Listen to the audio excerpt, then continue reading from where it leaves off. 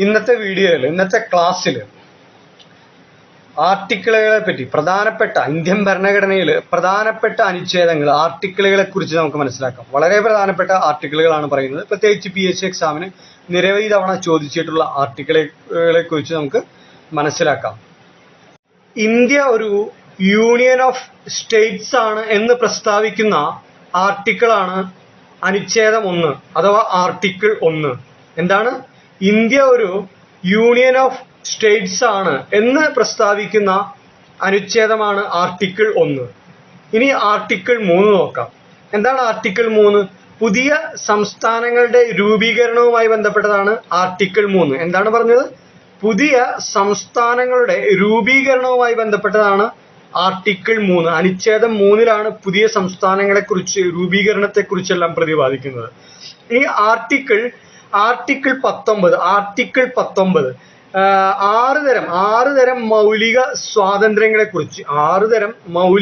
സ്വാതന്ത്ര്യങ്ങളെ കുറിച്ച് പ്രതിപാദിക്കുന്നതാണ് article 19. Article 19-ലെ പറഞ്ഞിട്ടുള്ള 6 തരം മൗലിക സ്വാതന്ത്ര്യങ്ങൾ ഏതെന്ന് ഒരു വീഡിയോ ക്ലാസ്സിൽ നമ്മൾ ചെയ്തിട്ടുള്ളതാണ് ഓൾറെഡി. അതിന്റെ ലിങ്ക് ഡിസ്ക്രിപ്ഷൻ ബോക്സിൽ കൊടുക്കാം. ആർട്ടിക്കിൾ 19 മുതൽ 32 വരെ എന്തെന്നുള്ളത് നമ്മൾ ഓൾറെഡി പറഞ്ഞിട്ടുള്ളതാണ്. പ്രത്യേകിച്ച് ആർട്ടിക്കിൾ 19-നെ കുറിച്ച് ഡീറ്റെയിൽ ആയിട്ട് പറഞ്ഞിട്ടുണ്ട്. ആ വീഡിയോയുടെ ലിങ്ക് നമ്മൾ കൊടുക്കുന്നുണ്ട് ഇതിന്റെ ഡിസ്ക്രിപ്ഷൻ ബോക്സിൽ. ഈ വീഡിയോ കണ്ടു കഴിഞ്ഞിട്ട് അതുകൂടെ കാണുക. അപ്പൊ മനസ്സിലാവും എന്താണ് ആർട്ടിക്കിൾ 19-ൽ പറഞ്ഞിട്ടുള്ള 6 തരം മൗലിക സ്വാതന്ത്ര്യങ്ങൾ എന്തെന്ന്. ആർട്ടിക്കിൾ 21 എന്താണ്? ആർട്ടിക്കിൾ 21 ജീവിക്കുന്നതിനും അതുപോലെ തന്നെ വ്യക്തി സ്വാതന്ത്ര്യത്തിനുമുള്ള അവകാശമാണ്. ജീവിക്കുന്നതിനും വ്യക്തി സ്വാതന്ത്ര്യത്തിനുമുള്ള അവകാശമാണ് ആർട്ടിക്കിൾ 21. ഇനി ആർട്ടിക്കിൾ 21A ഉണ്ട്. ആർട്ടിക്കിൾ 21A ഉണ്ട്. എന്താണ്? 6 മുതൽ 14 വയസ്സ് വരെയുള്ള എത്രയാണ്? 6 മുതൽ 14 വയസ്സ് വരെയുള്ള കുട്ടികൾക്ക് വിദ്യാഭ്യാസത്തിനുള്ള അവകാശം മൗലിക അവകാശമായിട്ട് പറഞ്ഞിരിക്കുന്നു. വിദ്യാഭ്യാസത്തിനുള്ള അവകാശം 6 മുതൽ 14 വയസ്സ് വരെയുള്ള കുട്ടികൾക്ക് വിദ്യാഭ്യാസത്തിനുള്ള അവകാശമാണ് ആർട്ടിക്കിൾ 21A. സൗജന്യമായിട്ട് അവർക്ക് നിർബന്ധമായിട്ടുള്ള വിദ്യാഭ്യാസം കൊടുക്കണമെന്ന് പറയുന്നതാണ് ആർട്ടിക്കിൾ അനുച്ഛേദം 21A. വളരെ പ്രധാനപ്പെട്ടതാണ്. ഒരുപാട് തവണ PSCക്ക് ചോദിച്ചിട്ടുള്ളതാണ് 21A. ആർട്ടിക്കിൾ 21A കുറിച്ച്. അടുത്തത് ആർട്ടിക്കിൾ 22. ആർട്ടിക്കിൾ 22 എന്ന് പറയുമ്പോൾ അന്യായമായിട്ട് തടങ്കിൽ വെക്കുക അതിനെതിരെയുള്ള നമുക്ക് പോരാടാനുള്ള അവകാശമാണ്. അന്യായമായിട്ടുള്ള അറസ്റ്റിനും തടങ്കിൽ വെക്കുന്നതിനും ഉള്ള അവകാശമാണ്. അതിനെതിരെയുള്ള അവകാശമാണ് ആർട്ടിക്കിൾ 22. എന്താണ് ആർട്ടിക്കിൾ 22? ആർട്ടിക്കിൾ 23 എന്താണ്? ആർട്ടിക്കിൾ 23 അടിമത്തത്തിനെതിരെയുള്ള അവകാശമാണ് ആർട്ടിക്കിൾ 23. അടിമത്തത്തിനെതിരെയുള്ള അവകാശമാണ് ആർട്ടിക്കിൾ 23. ആർട്ടിക്കിൾ 24 ആർട്ടിക്കിൾ 24 ബാലവേല നിരോധിക്കുന്നു എന്ന് പറഞ്ഞുകൊണ്ടുള്ള ആർട്ടിക്കിളാണ് ആർട്ടിക്കിൾ എത്രയാണ്? ആർട്ടിക്കിൾ 24 ബാലവേല നിരോധനവുമായി ബന്ധപ്പെട്ടതാണ്. ബാലവേല നിരോധനം. ആർട്ടിക്കിൾ 25 മുതൽ 28 വരെയോ? ആർട്ടിക്കിൾ 25 മുതൽ 28 വരെ മതസ്വാതന്ത്ര്യത്തിനുള്ളതാണ്. എന്താണ്? മതസ്വാതന്ത്ര്യത്തിനുള്ള അവകാശമാണ്. എന്താണ്? മതസ്വാതന്ത്ര്യത്തിനുള്ള അവകാശമാണ്. ആർട്ടിക്കിൾ 25 മുതൽ 28 വരെ മതസ്വാതന്ത്ര്യത്തിനുള്ള അവകാശമാണ്. ആർട്ടിക്കിൾ 29 എന്താണ്? ആർട്ടിക്കിൾ 29 ന്യൂനപക്ഷ വിഭാഗങ്ങളുടെ അവകാശ സംരക്ഷണമാണ്. എന്താണ്? ന്യൂനപക്ഷ വിഭാഗങ്ങളുടെ അവകാശ സംരക്ഷണവുമായി ബന്ധപ്പെട്ടതാണ് ആർട്ടിക്കിൾ 29. ആർട്ടിക്കിൾ 30 ന്യൂനപക്ഷ വിഭാഗങ്ങൾക്ക് വിദ്യാഭ്യാസ സ്ഥാപനങ്ങൾ നടത്തുന്നതിനുള്ള അവകാശമാണ്. എന്താണ്? ന്യൂനപക്ഷ വിഭാഗങ്ങൾക്ക് വിദ്യാഭ്യാസ സ്ഥാപനങ്ങൾ നടത്തുന്നതുമായിട്ട് ബന്ധപ്പെട്ട അവകാശമാണ് ആർട്ടിക്കിൾ 39. ഇനി ആർട്ടിക്കിൾ 32 എന്താണ്? വളരെ ഇമ്പോർട്ടന്റ് ആയിട്ടുള്ള ആർട്ടിക്കിൾ 32 ഭരണഘടനാപരമായ പ്രതിവിധി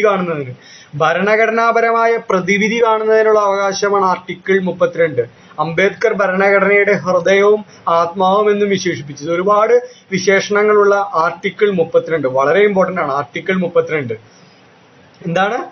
ഭരണഘടനാപരമായിട്ടുള്ള ഭരണഘടനാപരമായിട്ടുള്ള പ്രതിവിധി കാണുന്നതിനുള്ള അവകാശമാണ് ആർട്ടിക്കിൾ 32. ഇനി എന്താണ്? ആർട്ടിക്കിൾ 40 എന്താ? ആർട്ടിക്കിൾ 40 ഗ്രാമപഞ്ചായത്തുകളുടെ രൂപീകരണവുമായിട്ട് ബന്ധപ്പെട്ടിരിക്കുന്നത്. എന്താണ്? ഗ്രാമപഞ്ചായത്തുകളുടെ രൂപീകരണവുമായിട്ട് ബന്ധപ്പെട്ടിരിക്കുന്നതാണ് ആർട്ടിക്കിൾ 40 വരുന്നത്. ആർട്ടിക്കിൾ 44 എന്താണ്? ആർട്ടിക്കിൾ 44 ഏകീകൃത സിവിൽ കോഡുമായിട്ട് ബന്ധപ്പെട്ടതാണ് ആർട്ടിക്കിൾ 44. ഏകീകൃത സിവിൽ കോഡുമായിട്ട് ബന്ധപ്പെട്ടതാണ് ആർട്ടിക്കിൾ 44. ഇനി ആർട്ടിക്കിൾ 42 എന്താണ്? ആർട്ടിക്കിൾ 42 അല്ല, ആർട്ടിക്കിൾ 47 എന്താണ്? ആർട്ടിക്കിൾ 47 മദ്യനിരോധനമാണ്. മദ്യനിരോധനം നടപ്പിലാക്കണം എന്ന് അനുശാസിക്കുന്നത്. എന്താണ്? മദ്യനിരോധനം നടപ്പിലാക്കണമെന്ന് അനുശാസിക്കുന്നതാണ് ആർട്ടിക്കിൾ 47. ആർട്ടിക്കിൾ 48 ആർട്ടിക്കിൾ 48 ഗോവധ നിരോധനം. എന്താണ്? ഗോവധ നിരോധനവുമായിട്ട് ബന്ധപ്പെട്ടതാണ്. ഗോവധ നിരോധനമാണ് പരാമർശിക്കുന്നത് ആർട്ടിക്കിൾ 48. ഇനി പ്രധാനപ്പെട്ട ആർട്ടിക്കിൾ 51A 11 മൗലിക കടമകൾ അഥവാ ചുമതലകളെ കുറിച്ച് പറയുന്നതാണ്. മൗലിക കടമകൾ അഥവാ ചുമതലകളെ കുറിച്ച് പറയുന്നതാണ് ആർട്ടിക്കിൾ 51A. വളരെ ഇമ്പോർട്ടന്റ് ആയിട്ടുള്ള ഒരു ക്വസ്റ്റ്യൻ ആണ്. ആർട്ടിക്കിൾ 51A എന്താണ്? 11 മൗലിക കടമകൾ അഥവാ ചുമതലകളെ കുറിച്ച് പറയുന്നതാണ് ആർട്ടിക്കിൾ 51A. ആർട്ടിക്കിൾ 52 എന്താണ്? ആർട്ടിക്കിൾ 52 ഇന്ത്യക്ക് ഒരു പ്രസിഡന്റ് ഉണ്ടായിരിക്കണം. എന്ന് പറയുന്നത് ആർട്ടിക്കിൾ 52 ആർട്ടിക്കിൾ 52 ഇന്ത്യക്ക് ഒരു പ്രസിഡന്റ് ഉണ്ടായിരിക്കണം എന്ന് പറയുന്നത്.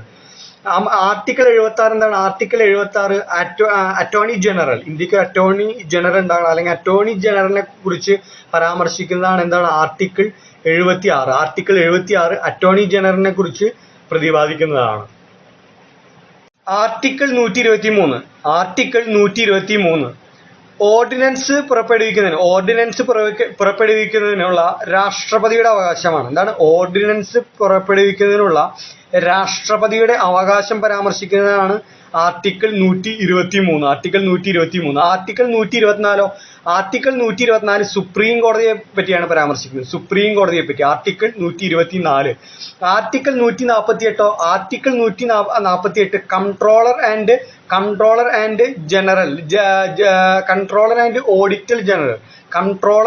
ഓഡിറ്റർ ജനറൽ CAG യെ കുറിച്ച് പരാമർശിക്കുന്നതാണ് ആർട്ടിക്കിൾ 148. ആർട്ടിക്കിൾ 152 ആർട്ടിക്കിൾ 152 എന്താണ്? ജമ്മു കാശ്മീരിനെ മറ്റ് പട്ടികയിൽ നിന്നും വേർതിരിക്കുന്നത്. മറ്റ് സംസ്ഥാനങ്ങളുടെ പട്ടികയിൽ നിന്നും ജമ്മു കാശ്മീരിനെ വേർതിരിക്കുന്നതായിട്ട് ബന്ധപ്പെട്ടതാണ് article 152. Article 165 article 165 advocate general AG advocate ജനറലിനെ കുറിച്ച് പരാമർശിക്കുന്നതാണ് ആർട്ടിക്കിൾ 165. ആർട്ടിക്കിൾ 213 ഓർഡിനൻസ് പുറപ്പെടുവിക്കുന്നതിനുള്ള ഗവർണറുടെ അവകാശമാണ് ആർട്ടിക്കിൾ 213. എത്രയാണ് പറഞ്ഞത്? ആർട്ടിക്കിൾ 213. ആർട്ടിക്കിൾ 123 ഏതാ പറഞ്ഞത്? ആർട്ടിക്കിൾ 123 ഓർഡിനൻസ് പുറപ്പെടുവിക്കുന്ന രാഷ്ട്രപതിയുടെ അവകാശമാണ്. ഇതെന്താണ്? ആർട്ടിക്കിൾ 213 അതെന്താണ്? ഓർഡിനൻസ് പുറപ്പെടുവിക്കുന്ന ഗവർണറുടെ അവകാശത്തെയാണ് പറയുന്നത്. ആർട്ടിക്കിൾ 214 ഹൈക്കോടതിയുടെ രൂപീകരണവുമായി ബന്ധപ്പെട്ടതാണ് ആർട്ടിക്കിൾ 214 വരുന്നത്.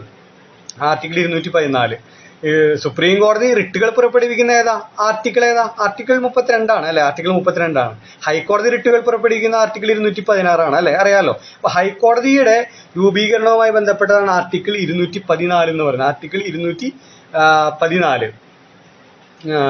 പിന്നീട് എന്താണ്? ആർട്ടിക്കിൾ 214 പറ്റി പറഞ്ഞു. ഹൈക്കോടതിയുടെ രൂപീകരണമാണ്. ഇനി ആർട്ടിക്കിൾ 280 എന്താണ്? ധനകാര്യ കമ്മീഷനെ കുറിച്ച് പ്രതിപാദിക്കാനാണ് ആർട്ടിക്കിൾ 280. ആർട്ടിക്കിൾ 300A എന്താണ്? ആർട്ടിക്കിൾ 300A സ്വത്തവകാശം.